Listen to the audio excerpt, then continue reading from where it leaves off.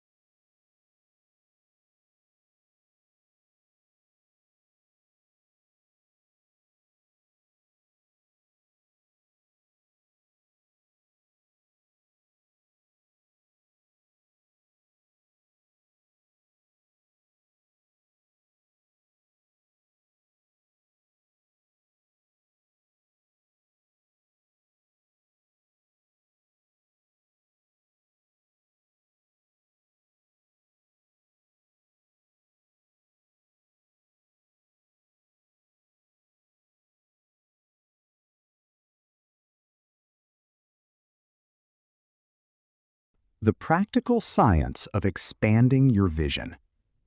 This is perhaps the most technically rich chapter in the book. Schwartz moves from the philosophical, why you need to think big, to the practical, exactly how to do it. Thinking big is not simply a matter of telling yourself to aim higher. It requires specific mental habits, specific ways of framing situations, and specific practices that gradually expand the size of your vision and the size of your ambitions. See what can be, not just what is.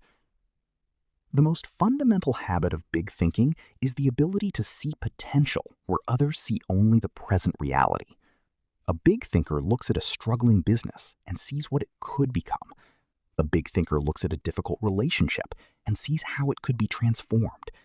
A big thinker looks at a community problem and sees the solution before it exists. Small thinkers look at what is. Big thinkers look at what could be. Use positive, size-making language. One of the most immediately actionable insights is Schwartz's observation that the language you use shapes the size of your thinking. Small thinkers say, "That's impossible." Big thinkers say, "Let's find a way." Small thinkers say, "I can't afford it." Big thinkers say, "How can I afford it?" Small thinkers say, "It probably won't work." Big thinkers say, "Let's try and see what happens." The language you habitually use programs your brain. Use small language and your brain stops looking for solutions. Stretch your vision in every area. Schwartz urges readers to practice expanding their vision in every area of life. He recommends a powerful exercise. Take your current goals and ask yourself, what would this look like if I aimed 10 times higher? Not because you necessarily need to aim that high, but because the exercise itself stretches your mental capacity and reveals possibilities you had unconsciously ruled out. He also warns against trivialization, the habit of spending enormous mental and emotional energy on small, trivial concerns while neglecting the big picture. Big thinkers are selective. How to think and dream creatively. Creativity is not a gift, it is a practice. One of the most liberating arguments in the entire book is Schwartz's insistence that creativity is not a rare innate talent possessed by a special few. It is a habit, a practice, a skill that can be developed by anyone who commits to developing it. Most people dramatically underestimate their own creative capacity because they have been conditioned to believe creativity belongs to artists and inventors. He defines creativity broadly and practically. It is any act of finding a better way to do something. It is solving a problem that others have given up on. It is seeing a connection between two things that others have kept separate. In this broad sense, creativity is applicable to every area of life and work. Believe it can be done. The first requirement for creative thinking is belief. Specifically, the belief that a solution exists, that a better way is possible, that the problem is solvable. When you believe a problem has no solution, your brain stops looking for one. When you believe a solution exists, even if you cannot yet see it, your brain keeps working, keeps making connections, keeps generating possibilities. Schwartz calls this solution-oriented thinking. Ask how and why constantly. Schwartz identifies the questioning habit as one of the most powerful creative tools available to anyone. How could this process be improved? Why do we do it this way? How could I approach this problem differently? What if we eliminated this step entirely? These questions force the mind out of its habitual grooves and open up new pathways. Most creative breakthroughs begin with a question that previous thinkers never thought to ask. Use your mind's quiet. You are what you think you are. The psychology of self-image and success. This chapter is the psychological heart of the entire book. Schwartz makes an argument confirmed repeatedly by modern psychology and neuroscience. Your self-image, the picture you hold of yourself in your mind, acts as a self-fulfilling prophecy. You behave, perform, and achieve consistently with how you see yourself. Change the self-image, and everything else follows. He introduces the concept of looking important, not superficial vanity, but the habit of carrying yourself with genuine dignity, confidence, and self-respect. How you dress, how you sit, how you walk, how you make eye contact, how you speak, all are external expressions of your internal self-image. And crucially, The relationship is bidirectional. When you begin to carry yourself as the person you want to become, your brain begins to update its picture of who you are. Think your work is important. Schwartz makes a powerful point about attitude toward work. Highly successful people consistently spoke about their work with enthusiasm, pride, and a sense of genuine importance, regardless of what that work was. The person who believes their work matters brings energy, creativity, and commitment to it. This is not about pretending that every task is glamorous. It is about understanding that every task connects to something larger. When you can see that connection, even routine work becomes meaningful. And meaningful work is always done better than meaningless work. The psychological size concept. Schwartz introduces the concept of psychological size. In any social or professional interaction, some people feel large, confident, capable, deserving, and some people... Manage your environment. Go first class. Your environment shapes your thinking. One of the most underappreciated and deeply practical chapters in the book, Chapter 7 addresses the enormous influence that your immediate environment, the people you spend time with, the physical spaces you inhabit, the conversations you participate in, the media you consume, has on the size and quality of your thinking. Schwartz's core insight is simple but profound. Your mind is constantly being shaped by its inputs. If those inputs are primarily negative, small-minded, complaint-oriented, and fear-based, your thinking will tend in those directions. If your inputs are primarily positive, forward-looking, solution-oriented, and ambitious, your thinking will tend in those directions. You are, in a very real sense, the average of your environment. Associate with big thinkers. The most important environmental factor Schwartz identifies is the people you spend your time with. He is blunt. The quality of your associations determines the quality of your thinking. Spend time primarily with people who are negative, stuck, resentful, and small-minded, and those qualities will gradually migrate into your own thinking. Spend time primarily with people who are positive, growing, ambitious, and generous, and those qualities will gradually migrate into yours. He recommends being deliberate and conscious about the balance. Make your attitudes your allies. 3 attitudes that create success. Schwartz defines attitude not as a vague mood or general outlook, but as a specific, observable, trainable pattern of thinking that directly and measurably influences every outcome in your life. The right attitudes are not merely pleasant to have, they are practical tools for creating success. He identifies 3 specific attitudes observed consistently in the most successful people he studied. 1. The grow and improve attitude. The first great attitude of successful people is a genuine, deep, persistent commitment to growth. Successful people are genuinely curious about how they can get better. They seek out feedback rather than avoiding it. They view criticism, even harsh criticism, as information, not attack. They celebrate other people's success because they understand that watching excellence up close teaches them how to create excellence themselves. This attitude of continuous growth is what separates people who plateau from people who keep ascending. 2. The you are important attitude. The second essential attitude is one of genuine, respectful regard for other people. The most successful people Schwartz studied were almost universally people who made others feel important, seen, and valued. They remembered names. They listened fully. They gave credit generously. And this was not manipulation. It came from a sincere belief that every person has value. This attitude produces extraordinary practical results. People work harder, more creatively, and more loyally for leaders who make them feel important. 3. The service-first attitude. Think right toward people. Success is a people business. Chapter 9 is Schwartz's comprehensive treatment of human relationships. Specifically, how your habitual ways of thinking about and relating to other people will determine to an enormous degree the level of success you achieve in every area of life. No one achieves significant success alone.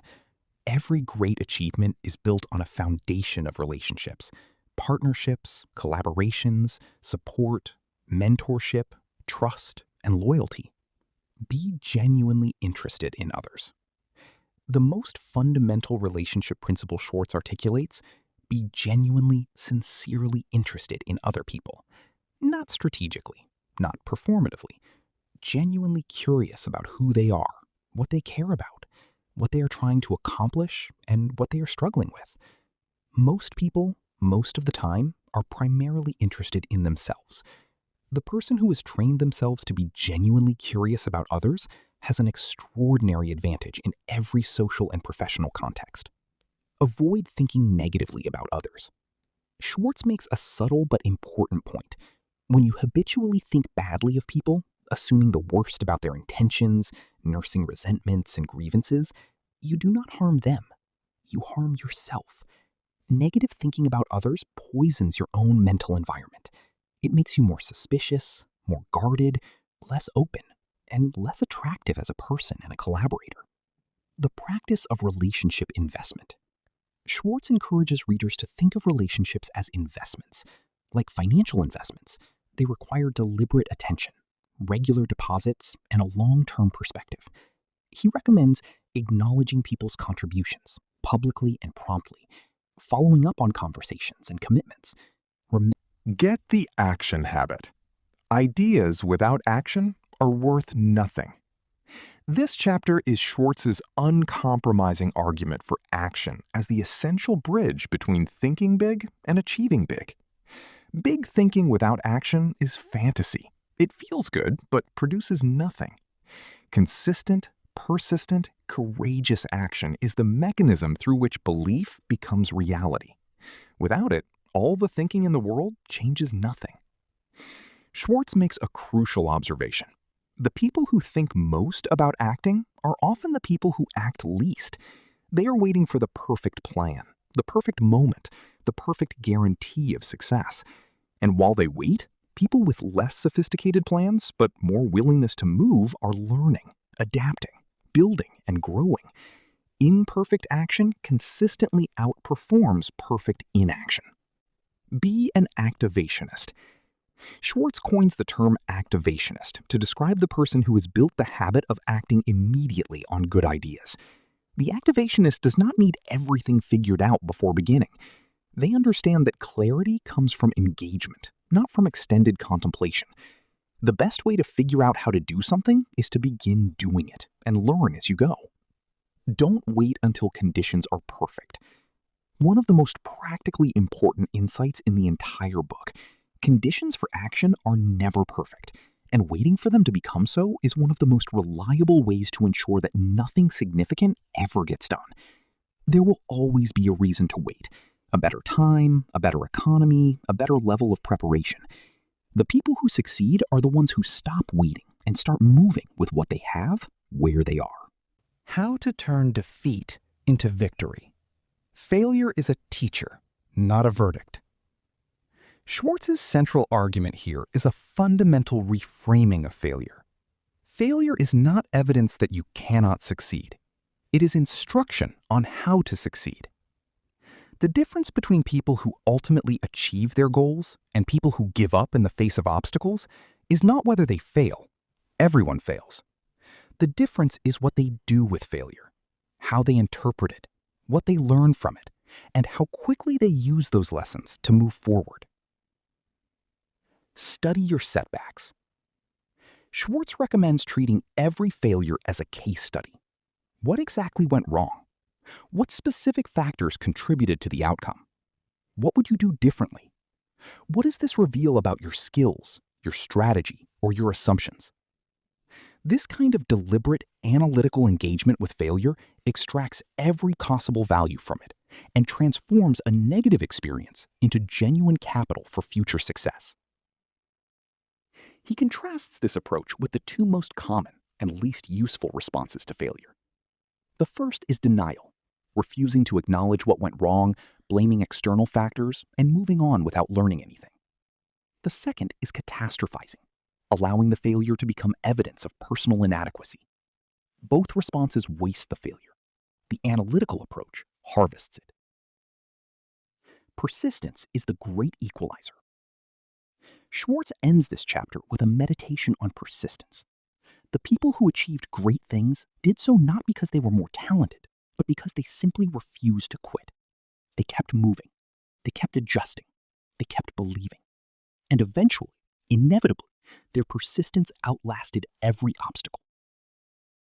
Persistence. Use goals to help you grow. Goals are the GPS of big thinking. In his chapter on goals, Schwartz goes far deeper than the standard advice to write down your goals. Goals are not simply targets to aim at.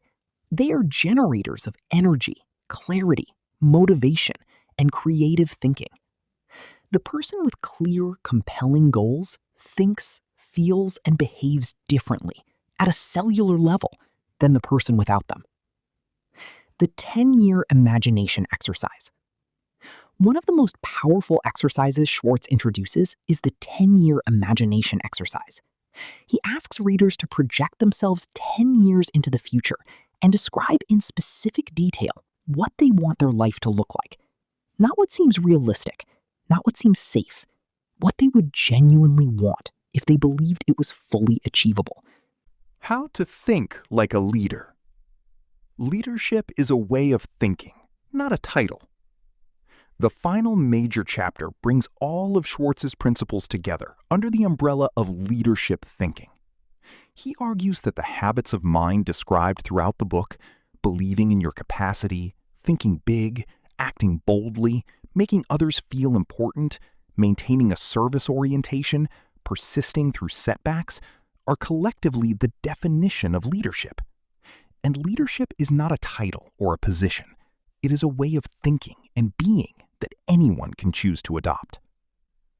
Trade minds with the people you lead. One of the most practically valuable leadership insights Schwartz offers is trading minds with the people you want to influence. Before trying to lead, persuade, or motivate someone, genuinely ask yourself, how does the world look from where they are standing? What do they care about? What are their concerns, their fears, their aspirations?